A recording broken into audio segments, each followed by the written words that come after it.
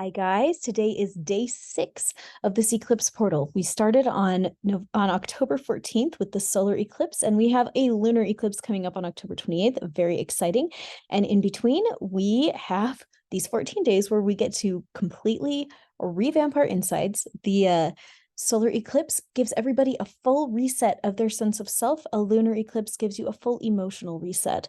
So we're sandwiched in between these two resets, having a lot of things show up organically to help us change our lives and get a lot of clarity on what we want to do with ourselves, whatever that may be for all of us. We all have really different lives and it looks different for everybody, but here we go. Today, the thing that I really wanted to talk about is this guy. This is Hygeia, and it's an asteroid. And Hygeia governs hygiene, as makes sense. So this is toothbrushing, showering, taking care of the things that need to be taken care of every day as far as your body and kind of like the needs of the body. So this might include things like food preparation or cleaning toilets, like things that have to be done to maintain the cleanliness and functionality of everyday life.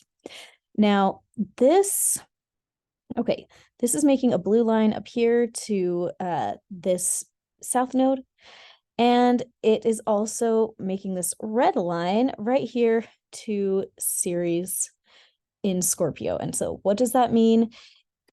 It means that some things may show up today that surprise us, okay, because Hygeia is also, I forgot to mention, Hygeia is also squaring Uranus and Jupiter. Okay, let's double check that. Come on, Hygeia, where are you? Yeah, it's squaring Jupiter. So what does that mean? It means that we're looking at some probably big surprises about our everyday routine. This is going to show up for us on individual levels and then on kind of a global level as well.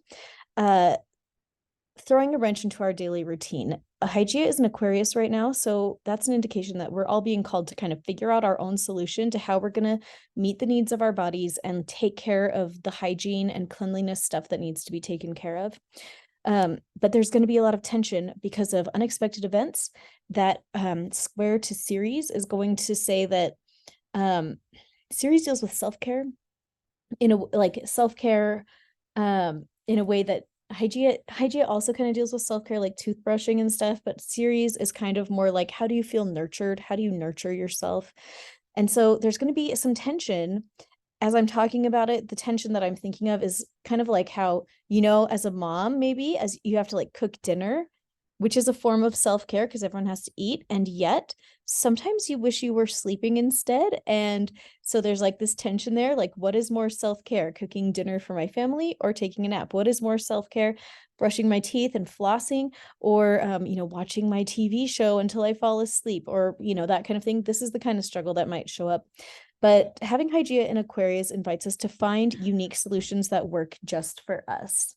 So I believe we can find those solutions, and that's just something that I wanted to bring to our attention today. The part of fortune is also close to Hygeia, so I think that we're going to find a lot of peace and good feelings as we tune into ourselves and do the things that are required for us to feel like we're taking care of ourselves, even if other people don't get it. Aquarius does what it knows is right, even if other people don't get it.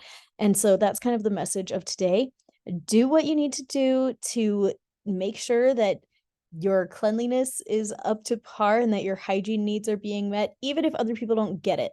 And as you feel that tension between Hygeia and Ceres, and you're trying to make those decisions, what is more important, the cleanliness or the self-care? I'm going to invite us, let me just double check on that aspect real quick. Okay, it is making a square, it is making a T-square with Jupiter. So that just tells me that as if we go into it with a positive attitude, we can come out both having met our cleanliness needs and having taken care of ourselves. Tune into Jupiter, sink into that faith and confidence that there is enough time for all of it. There's enough time to take care of myself. There's enough time to clean as well. There's enough time to keep things cleaned up also, and to feel rested and taken care of. Can we believe that both things are true at the same time? Today, I want to invite you to use your brain to think of solutions where you can meet the cleanliness needs and take care of yourself at the same time. I believe it is possible. You can just ask yourself, what would it take for me to be able to clean my kitchen and have time to take a shower too? What would it take for me to be able to clean the bathroom and also be able to watch my TV show? What would it take to, get both done at the same time, or not maybe at the same time, but how can we stretch time or bend time or choose to use our time in a different way so that we can have both sides of the corners taken care of, right?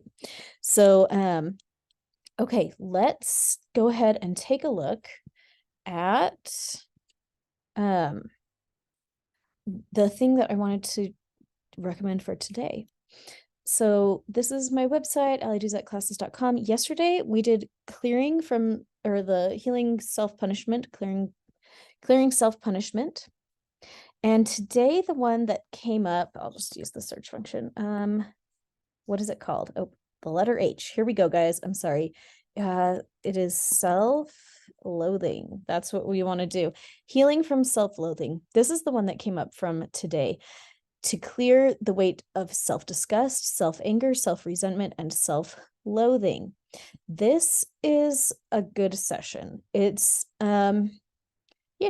probably not the very most popular one on my website, but it really can help you get to the root of some self-loathing problems. Like if you feel like you hate yourself, if you feel like you're really hard on yourself, this is a really good session for you. Of course, you can do these sessions for yourself first, and then do them again on behalf of your minor children, or like if your adult children give you permission, then you could do it for them. And I have instructions on how to do that in the modules. So maybe you don't deal with self-loathing, but I know a lot of parents who really struggle because their children feel self-loathing. And as a parent, it makes you feel really out of control and helpless. And especially if your child is under 18, like this is an easy way to help them with those feelings of self-loathing. Do the session for yourself first.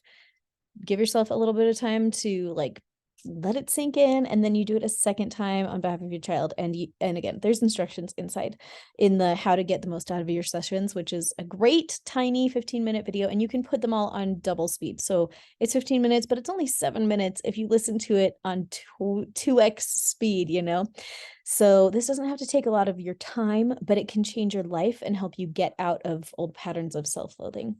So okay, it's day 6. We are almost halfway through and you're doing amazing. I know that things get stirred up so much during these portals, but we just keep going one step at a time. And before you know it, this will be over and we're going to be leveled up and ready for the next thing. So I'm just so excited that you're here. Thank you for hanging out with me during this Eclipse portal. I love it. I love making these videos and hanging out with you guys.